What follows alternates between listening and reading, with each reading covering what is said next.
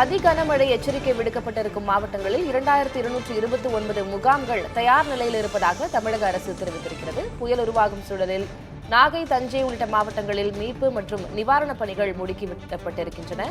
செங்கல்பட்டு, காஞ்சி, திருவள்ளூர் உள்ளிட்ட 8 மாவட்டங்களில் கண்காணிப்பு அலுவலர்கள் விரைந்திருக்கிறார்கள். மாநில அவசரகால செயல்பாட்டு மையத்தில் ஆய்வு செய்த பிறகு அமைச்சர் KKSR ராமச்சந்திரன் அறிக்கை வாயிலாக இதனை தெரிவித்திருக்கிறார்.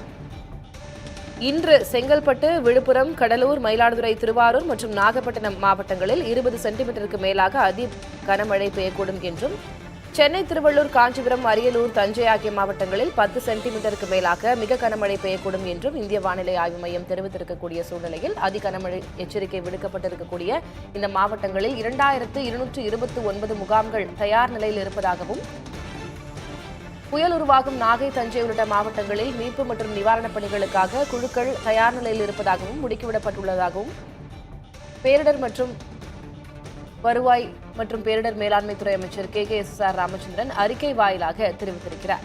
மாநில அவசரகால செயல்பாட்டு கட்டுப்பாட்டு மையத்தில் அவர் ஆய்வு செய்து இந்த அறிக்கையை வெளியிட்டிருக்கிறார்.